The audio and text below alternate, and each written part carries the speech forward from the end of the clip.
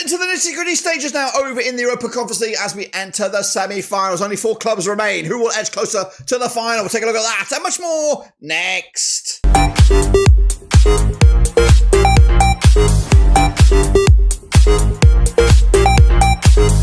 That's right, folks, back once again with another video today. It's all about the Europa Conference League semi-finals. We've got the first legs just around the corner. Who will be in the advantage, in the hot seat? That's right, heading in to those illustrious second legs. We'll get into all of that and much more in a second. If you knew where you've been, hit the old subscribe, boys and girls. Your one-stop shop for Europa Conference League, Blackburn Rovers, World Football. We're going to all here under one rooski. That's right, 4 clubs remain, 3 big boys, 1 minnow. Can that minnow upset the apple cart? We'll tell you all about it in a second. Of course, big shout out to the members, big shout out to the patrons. You know who you are. What we're going to do now, though, is revisit those quarterfinals, take a look back at my own predictions, and then, of course, look on forward to the drama that is the semi-finals. So sit tight, hold on, and let's get into it then, shall we? Of course, the games kick it all off on Thursday, May the 1st. Goodness gracious me. And, of course, we have 2 semi-finals of quite a spice to look forward to. But let's, of course, look back at the quarterfinals and see how we got to this stage. Of course, kicking it all off with Djurgårdens IF against Betis, of course, over in Poland. I went with a 1-0 win. It was... Okay, let's roll through these. Sorry.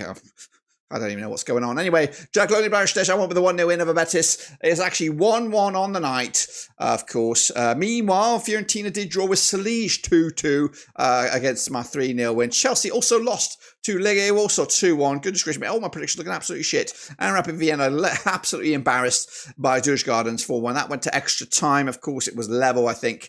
But what does that mean? What does that calculate with the aggregate scorelines? Well, Real Betis going through 3-1. On aggregate against the Polish outfit, Djurgårdens. Fiorentina also joined them 4-3, squeaky bum time there, lastminute.com sort of stuff there. And Chelsea job done was in the first leg, 4-2 in the end. And of course, Rapid Vienna out. Djurgårdens go through. Wow. So that was the results of the quarterfinals. What about the semi-finals? Let's have a look then, shall we? These are those. We start with a trip to Spain, that's right, as Real Betis entertain Fiorentina. Coming at the Real Betis, that's right, who did finish 15th in the Europa Conference League. Last minute scraping through there in that top 16 spot. Of course, they are back-to-back games now without a win. Just 1 win in the last 4 in all competitions and all venues. Up against Fiorentina, who are unbeaten in the last 6 matches in all competitions and all venues. And they did finish 3rd in the table, of course. We're not going to have that perfect 1-2, I don't think, in the league, so that's out the window. Betis, though, coming into this, having played Fiorentina twice since 2014, has been 1 win apiece. Both of those games were friendly, so can't really lead into too much into that.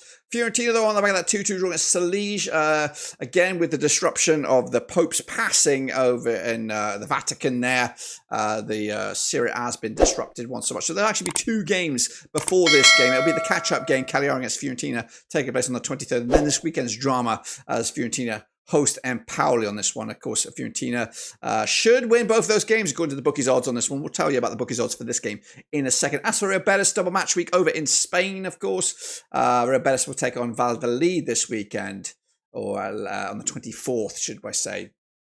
But what about this one then, shall we? Again, this is a 2-legged affair, so it doesn't mean whatever this happens here is game over. So I'm going. The Real Betis are favoured with the bookies. They're expected to win this game in Spain.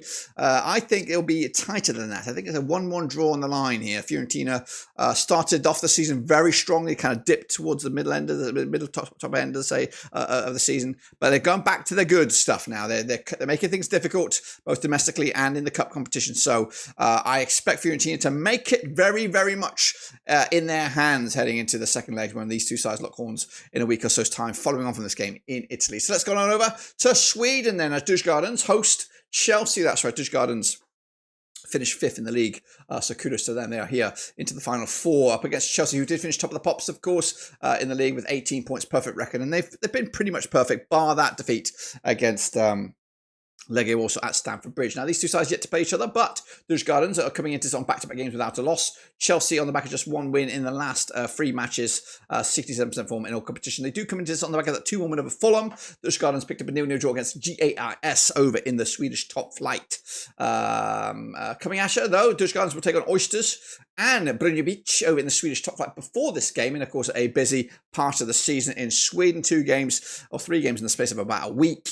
Chelsea will take on Everton this coming midweek, or maybe even on the weekend here, as the Premier League has been stretched from pretty much Tuesday all the way through to Monday, I think, as games try to rapidly to a close. Chelsea expected to win that game against Everton. The bookies odds for this one, though, again, Chelsea expected to win on the road against Sweden. I don't think it's going to be that plain and simple. I think we're going to have a competition on our hand. It will go down to that second leg. I think Chelsea will win it 3-1, but I do think the Swedish team will raise their game in the second leg and might cause some problems, of course, for Chelsea, who might think they're in the final already. But regardless of that, we're up for a cracking set of second legs, and also we're up for a cracking final, whoever will make it through there. So looking forward to that. Make sure you get your own predictions down below. Do you agree? Do you disagree? Do you think Fiorentina can win it? Do you think Chelsea can choke, of course, as they get closer to some silverware? A win here guarantees a spot in the Europa League itself, but I think Chelsea may be fancying their chances to get Champions League football with a top 4 Premier League finish, or even top 5 Premier League finish. Anyway, that's my thoughts. Let me know your thoughts and opinions down below. Look forward to seeing you though when we come back for those second links. But until then, subscribe, smash the like, catch you later. Until then, we're done.